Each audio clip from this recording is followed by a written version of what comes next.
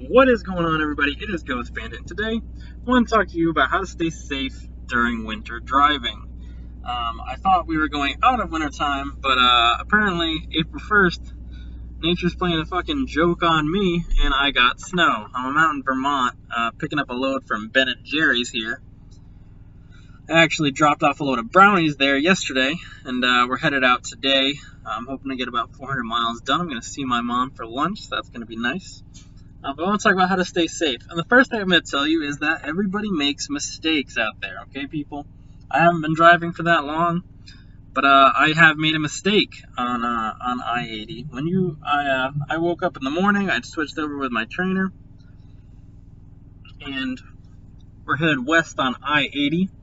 When you're on I-80, there are like 2 or 3 mountain passes that you go through. The last one you go through is known as Cabbage, according to the truck stop that we stopped at to get lunch up there.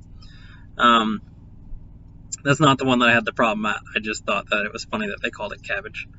The one I had a problem at only takes you about maybe 10 minutes to get through, and it's uphill and then downhill, obviously. But it was morning time, and I was coming from east to west. So the sun had warmed the uphill portion of this mountain. And what I didn't know at the time, well, we'll get to that. So I'm going up, and then you go down. Downhill side is kind of twisty and turny. I'm sure the uphill side was too, but I can't quite remember it because that's not where the event happened. So I'm going downhill, and keep in mind, in this truck, we do have a CB radio. So I have it turned on because it is, wintry, snowy conditions, potential for ice. We're going downhill, and I'm going downhill. I go towards the left, I go towards the right, and then it starts to go downhill. It flattens out in between this left and then the right, and then it starts going downhill. As I start going downhill, I've got my Jake brake set this whole time, so I'm all ready to, maintain my safe speed, or what I think is a safe speed at this time. And see, at the bottom of the hill, I can see that vehicles are stopped at the bottom of the hill, and it's mostly just semi-trucks, right? And keep in mind, I have heard nothing on the CB radio. So I immediately set my brake down to full power, and I start, getting on my brakes hard now because this hill isn't super steep, but we're fully loaded, so I need to start slowing us down, and I don't want to slam on the brakes because clearly something's happened on this hill, so I don't want to slam on my brakes real hard, plus my trainer's asleep, and I do have a lot of room. So I start slowing down, and everything's good. I'm about halfway down, and I've slowed down to probably about, 25 miles an hour. Like I'm going pretty slow, but I'm still slowing down the rest of the way because obviously I can see traffic stopped. And this is when I realize what has happened. The portion that I'm about to enter is totally ice, and it's black ice. So there's no indication that I have to see that it's there beforehand. So I'm still slowing down. My trainer has now woken up because obviously he can tell that something is happening because he hasn't been in the bunk for that long. So he's looking at me, he's giving me, confirmation, telling me I'm doing all the right things. And at this time, my Jake brake is still on. And this is important. So as we get into the ice, the drive tires immediately lock up and start to skid us. My trainer reaches over and slaps up the Jake brake stick. And then from there, I'm able to use the brakes. The brakes have ABS, and the ABS does work, but you really don't want to ride the ABS. So I'm still doing the, brake let off deal. And I'm using as little brake as possible to make sure we can slow down. And we're still kind of sliding towards the shoulder, but I do stop and everything. So that was my scary I-80 story, is when I potentially could have rolled us over in the middle of a mountain pass, and it would have been pretty terrible. And it was scary at the time. Now, looking back, I don't think that, even had I not noticed a little bit later, because I did have plenty of braking room by the time that I did stop. I think maybe just during, adrenaline pumping and everything, I was real nervous about it. But I want to talk about ways that you can stay safe during winter driving. Obviously, we're going into summer, so these rules aren't going to apply, but for anybody who's thinking about getting into this, these are things that you should know. And, far up north, I'm sure snow is probably possible for a little while longer. So anyways, Number 1, and well, actually, we'll go number 4, I suppose, and we'll do a countdown here. Number 4, and this sounds stupid, keep both hands on the wheel, people.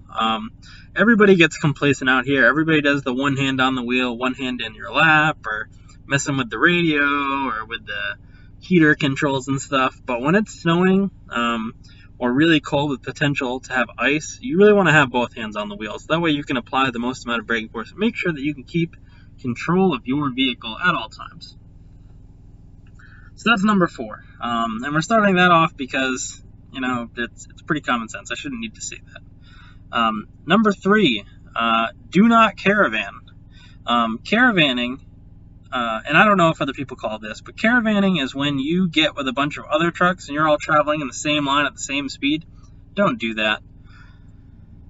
Just in general, don't do it, okay? That crash that happened in Texas, a lot of that could have, on I-20, some of that could have been avoided had people not been caravanning. What ends up happening when you caravan is that you're depending on the driver in front of you to react to the road conditions so that you can react to the road conditions.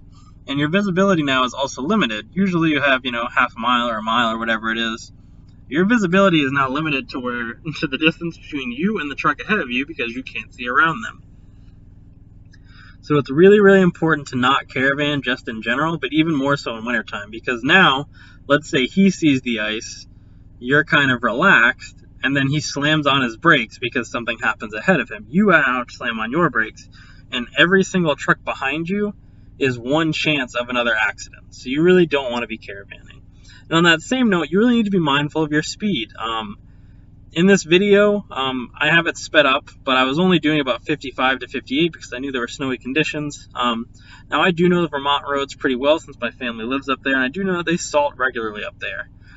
So I wasn't super worried about it, and it actually was not that cold out. It was actually about 38 to 40 out today, so just kind of freak snowstorm out there. But so I wasn't really too worried about ice. But even then, I'm still driving slow just in case. So be very mindful of your speed, and that's mostly to make sure that you have enough time to brake if you see ice. You'd rather have more time. If you're traveling, 62 or 65, and you need to suddenly brake, well, getting down that extra, 10 miles an hour could be the difference between you crashing or not crashing. So if you slow down, it's a little bit better. And the biggest tip that I can give people is do not use your jake brake when ice is possible. And this is the mistake I made because I was panicking when I had this incident on I-80. Basically, if you have your jake brake on, your jake brake will only slow your tractor's drive tires. And that's a problem because once you get to the ice, having that difference in braking power will start to make your tractor fishtail. So your trailer will push your tractor out towards the side, either the left or the right, depending on the angles and stuff.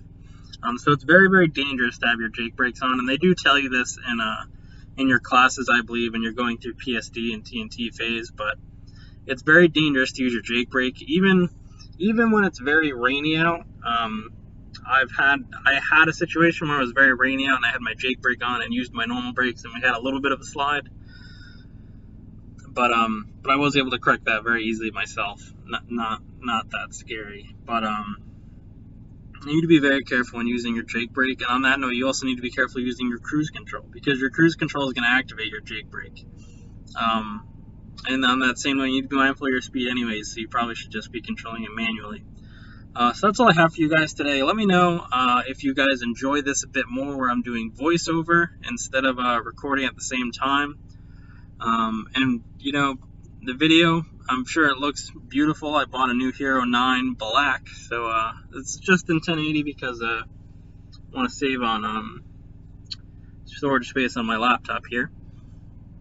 That is all I have for you guys today. My name is Ghost Bandit, and I hope you guys all stay safe out there, and I hope this has helped one of you. Also, in the description down below is a link to the Driver Lineup Discord where you can talk to me, as well as Driver Lineup, Johnson's Logic, Travis Kinley, and a bunch of other YouTubers who would love to give any of you guys advice. As well as my referral code is also down there if you plan on coming to Prime. That is all I have for you guys today. Y'all have a wonderful night.